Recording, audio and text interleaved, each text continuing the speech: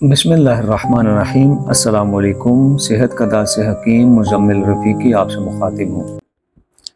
नब्ज़ शनासी आसान और सादा अंदाज में इस सिलसिला के 5वें हिस्से में आज इंतहाई अहम नब्ज़ जिसे गर्म तर या गुद्दी आसाबी भी कहा जाता है, इसके बारे में बमुताबिक तिब यूनानी और कानून मुफरद आज़ा बयान करेंगे।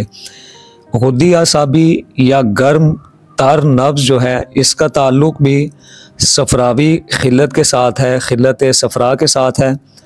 लेकिन फ़र्क ये है कि गुद्दी आसाबी जो है ये मशीनी तहरीक है, इसमें सफ़रा बनने के साथ साथ जिस्म से इखराज भी पाता है। जबकि चौथे हिस्से में बयान की गई जो नब्ज़ है गुद्दी उज़लाती यानी गर्म खुश्क, वो सफ़रा की कीमियावी तहरीक थी कि जिसमें सफ़रा बनता है और जिस्म में स्टोर होता है, इखराज नहीं पाता।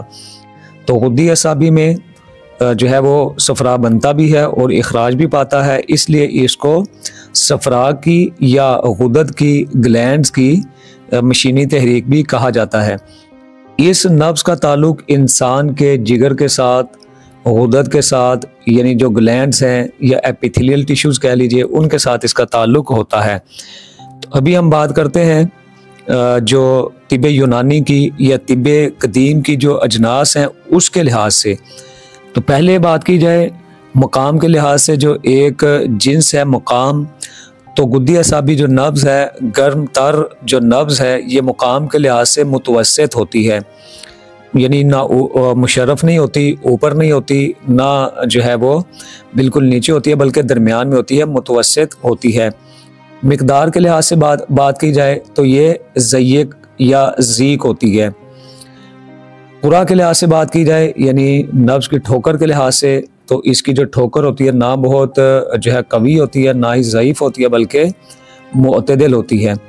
हरकत जो है वो भी सरी नहीं होती, ना ही बती होती है, यानी ना तेज़ होती है ना ही सुस्त होती है, बल्कि ये भी मुअतदिल होती है।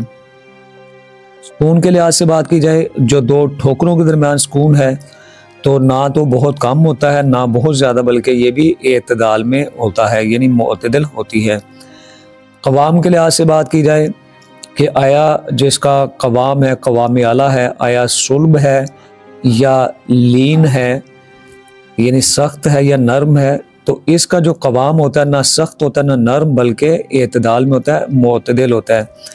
इसी तरह ये जो नब्ज़ होती है रतूबत के लिहाज से ये खाली होती है, कैफियत के एतबार से ये हार होती है, यानी गर्म होती है, हाथ रखते ही गर्मी का एहसास देती है। तो ये थी तिब यूनानी के लिहाज से जो अजनास नब्ज़ हैं। अगर ये अजनास पाई जाएँ तो ऐसी नब्ज़ जो है ये गर्म तर या तिब साबिर के मुताबिक गुद्दी आसाबी नब्ज़ है। अभी हम बात करते हैं कानून मुफरद आज़ा की रोशनी में ये नब्ज़ कैसे देखी जाएगी।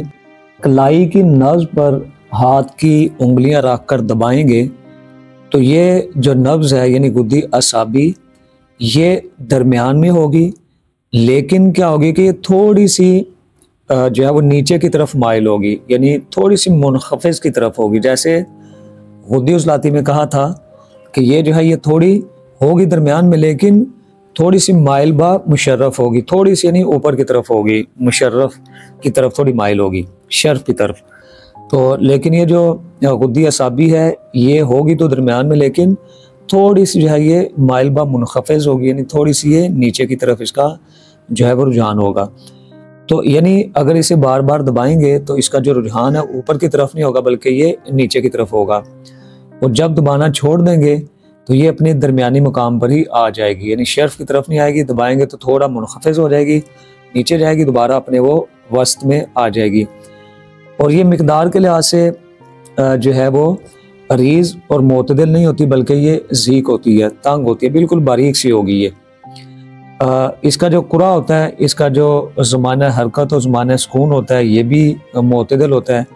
और रतूबत के लिहाज से भी ये जो है ये खाली होती है, यानी जब भी नब्ज़ पर हाथ रखेंगे तो ये गर्म भी महसूस होगी, इसलिए ये इसको हार कहा जाता है।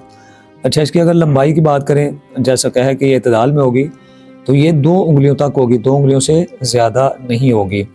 तो मुख्तसरन ये कि अगर आप नब्ज़ पे हाथ रखें और ये दरमियान में हो, इसकी जो लंबाई है, जो इसका तूल है 2 उंगली तक हो, बिल्कुल बारीक सी हो, और जो है रुझान भी इसका नीचे की तरफ हो, मुनखफ़िज़ हो, तो ऐसी नब्ज़ जो है ये गुद्दी आसाबी नब्ज़ कहलाएगी। सेहत कदा को सब्सक्राइब करना मत भूलें, वीडियो को लाइक और शेयर करें, और कमेंट सेक्शन में अपनी राय का इजहार ज़रूर करें। मज़ीद मालूमात और तिब्बी मशवरा के लिए दिए गए नंबर पर राब्ता करें।